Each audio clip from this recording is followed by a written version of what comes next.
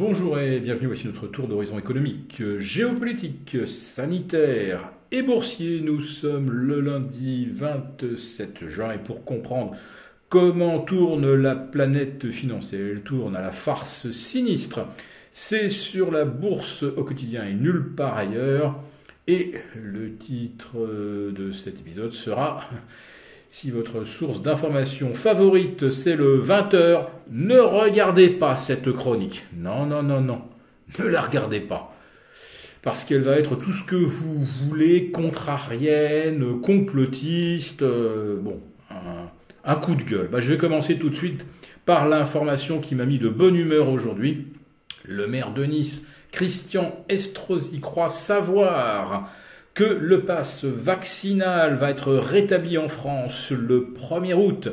Quatrième injection avec ce qu'on peut difficilement qualifier de vaccin, puisque ceux qui ont déjà leur troisième dose, voire leur quatrième, sont de nouveau victimes d'une pandémie et qui frappe essentiellement les EHPAD, où là c'est 100% de vaccinés.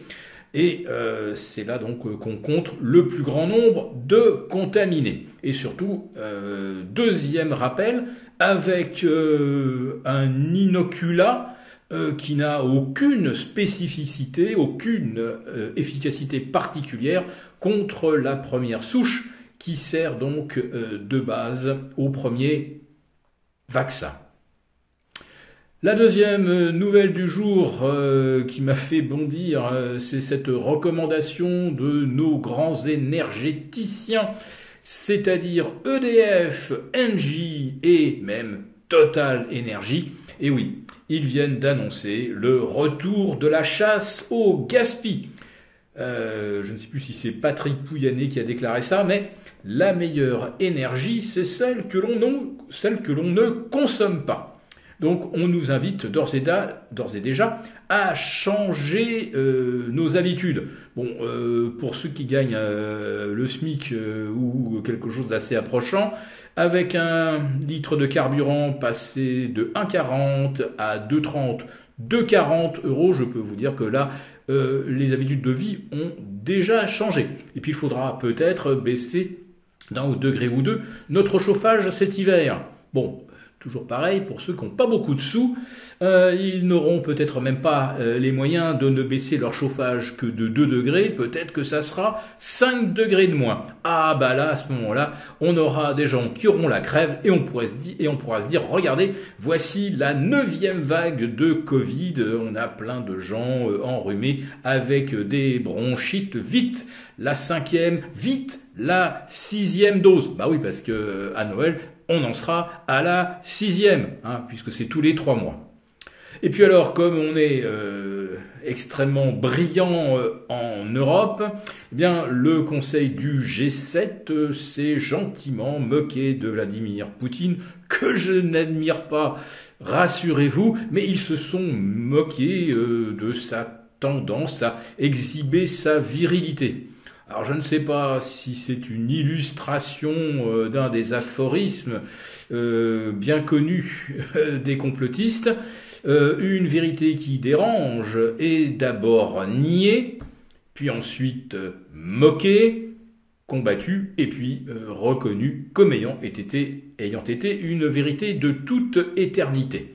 Voilà, donc on va dire que les lignes commencent à bouger peut-être au sujet de Vladimir Poutine. En tout cas, pour l'instant, c'est bien l'Europe qui est en risque de pénurie, et ça nous a été rappelé donc par le ministre allemand écologique, de la formation Die Grünen, Robert Habeck.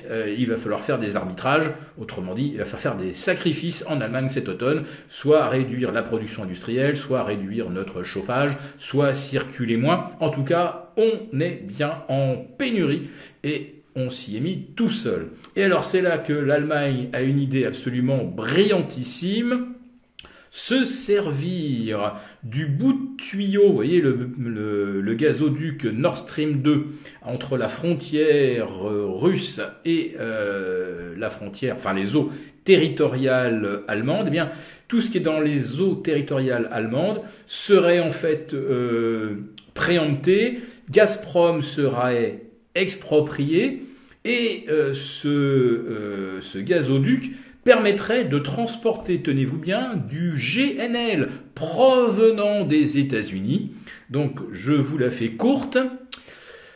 On importe désormais des États-Unis du GNL qui revient beaucoup plus cher que le gaz russe. Bon, soit on ne veut plus du gaz russe, mais surtout le GNL est extrêmement générateur de gaz carbonique au moment donc de sa liquéfaction. Ensuite, on le transporte par des méthaniers extrêmement polluants. Et ensuite, on met ce GNL dans un tuyau qui a été cofinancé par les Russes. Oui, on met dans les tuyaux russes un gaz liquéfié américain pour ensuite être regazéifié, ce qui nécessite à nouveau de l'énergie. Là, franchement, là aujourd'hui, entre le rétablissement du pass vaccinal, c'est-à-dire la mort sociale, à nouveau, de millions de Français, les pénuries d'énergie et utiliser Nord Stream 2 pour mettre du gaz américain dedans, là, je crois vraiment qu'on touche au sublime. Si cette vidéo vous a plu ou pas, eh ben, mettez-nous un pouce. Non, pas le pouce comme ça. Et nous vous donnons rendez-vous pour notre prochaine chronique en espérant de meilleures nouvelles.